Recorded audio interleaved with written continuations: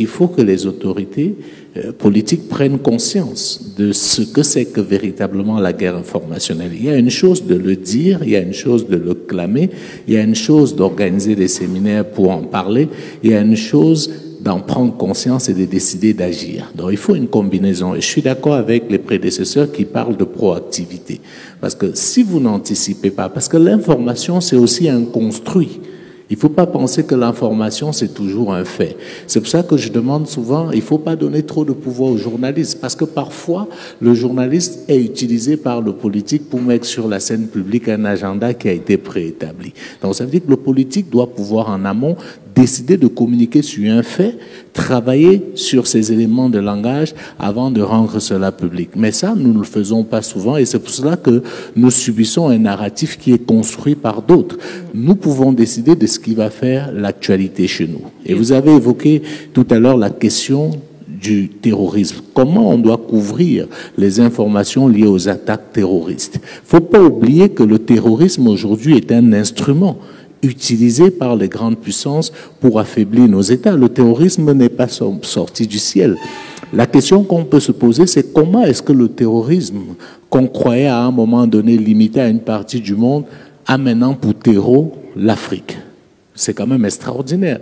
Tous ces groupes qui se sont développés comme par enchantement en Afrique, d'où viennent-ils? Qu'est-ce qu'ils revendiquent concrètement? Vous voyez très bien que ce sont des instruments.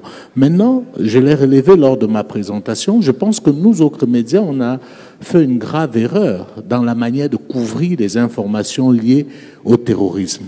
Parce qu'on leur a donné beaucoup d'écho. Parce que malheureusement, notre métier nous impose avec des canons qui pour moi aujourd'hui sont dépassés, de toujours être dans ce qu'on a appelé souvent la pyramide inversée et tout. Alors on dit 15 morts, 150 morts et tout, en oubliant qu'en le faisant, on joue le jeu des terroristes. Parce que le terroriste, sans médias, n'existe presque pas. Est-ce qu'on n'a pas trop habitué notre public à ce genre d'informations? C'est ce que je suis en train de déplorer. C'est ce que je suis en train de déplorer. Et c'est pour ça que je suggère qu'on ait une autre approche dans la couverture de ce type d'informations. Puisque le terroriste, il cherche le sensationnalisme. Il a besoin de spectacles pour exister. Et quand vous voyez comment les chaînes d'infos ont couvert les actualités liées aux attaques terroristes, on leur a fait la part belle et ils étaient contents. Donc moi, je me suis dit, essayons de réfléchir, inversons la tendance. En inversant la tendance, si on essaie de voir les lignes éditoriales aussi... C'est ça la clé. La clé, c'est la ligne éditoriale. Ça veut dire qu'il y a une attaque terroriste, il y a eu 15 morts. Vous décidez éditorialement de ne pas vous appesantir sur le nombre de morts, mais de vous appesantir sur la réaction, par exemple, des autorités. Vous avez traité la même information, mais vous avez traité ça avec un angle différent qui ne va pas faire plaisir aux groupes terroristes. Si on arrête de montrer des cadavres qui sont le fait des terroristes, si on arrête ce spectacle macabre-là, ça diminue un peu leur puissance. Parce que tout ce que les terroristes cherchent, c'est ça, créer la psychose, amplifier leurs actes. En fait, on est en train de faire leur travail à leur place. De manière inconsciente. Je pense parfois par ignorance. C'est pour ça que j'invite les confrères aujourd'hui à réfléchir sur une nouvelle manière de couvrir ce type d'informations. Je suis sûr que si on donne moins d'écho à ces attaques terroristes, si on couvre ça de manière beaucoup plus intelligente, ils vont commencer à se poser des questions. La preuve, c'est que l'essentiel des groupes extrémistes, ça ne date pas d'aujourd'hui, ont toujours travaillé eux-mêmes à avoir leur propre canon de communication. C'est pour ça que je dis, le terrorisme et la communication vont ensemble. Tout à fait, tout à fait. Parce que vous faites un attentat et personne n'en parle, vous voyez bien que ça vous met mal à l'aise. C'est la communication qui donne du poids au terrorisme. Bien entendu. Donc, il faudrait que nous on fasse vraiment attention désormais à comment est-ce qu'on rend compte de cela. Le journaliste a ce qu'on appelle la clause de conscience. Ça veut dire faire la part des choses. Faire la part des choses, c'est fondamental. Sinon, finalement, on se fait soi-même instrumentaliser. Et l'autre chose qu'a dit le doyen concernant justement les médias étrangers qui ont une forte audience, mais à cause de qui? C'est encore à cause de nous. Et c'est là où j'interpelle les autorités.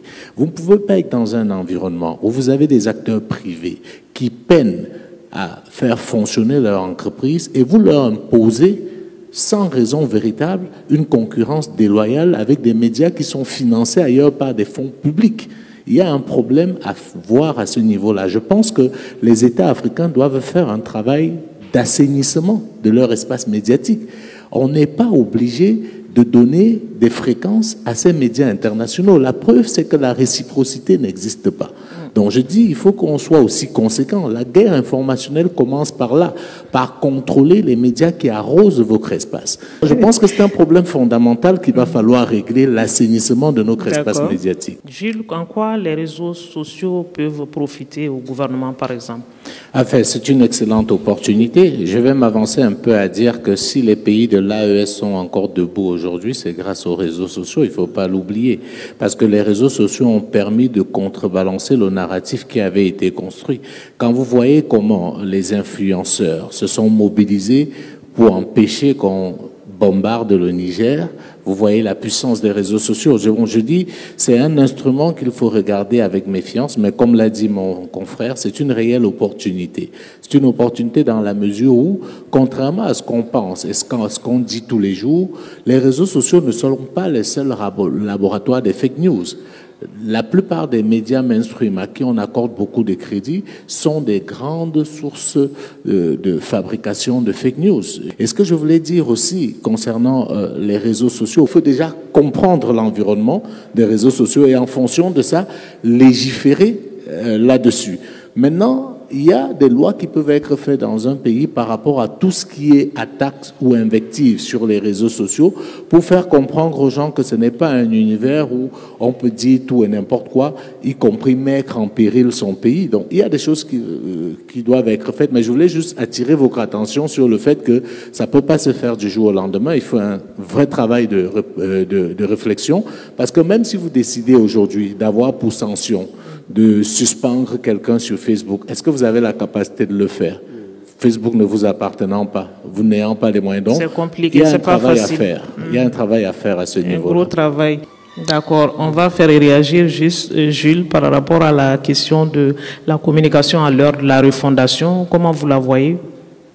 Je pense qu'il faut déjà saluer ce qui a été fait. Je pense que le gouvernement malien a fait des choses qu'il faut noter. Et je dois saluer aussi le talent d'orateur de certains membres du gouvernement malien qui ont permis de faire entendre la voix du Mali en dehors du Mali. Parce qu'aujourd'hui, avec les réseaux sociaux, puisqu'on en parle, il n'y a plus de frontières. Vous ne pouvez plus penser que ce qui se passe au Burkina n'influence pas ce qui se passe au Mali ou ce qui se passe au Gabon n'influence pas ce qui se passe au Mali. Donc quand on fait une communication aujourd'hui, il faut intégrer justement le fait que les frontières ont totalement disparu.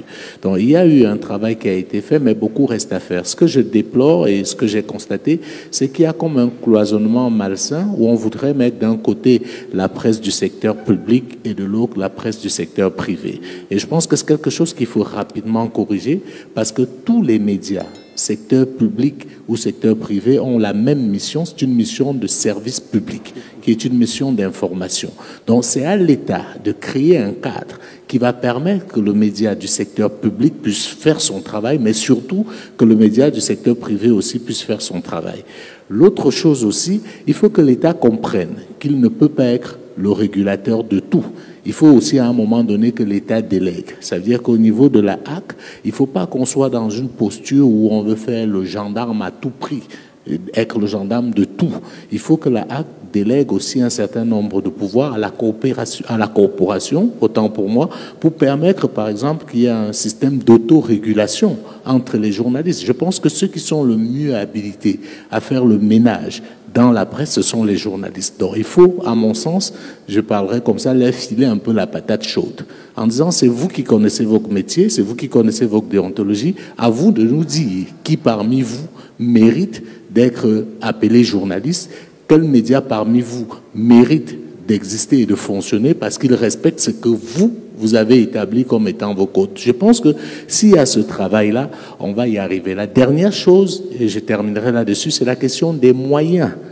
Vous ne pouvez pas faire la guerre informationnelle si vous n'y mettez pas de moyens, et je parle de moyens sérieux.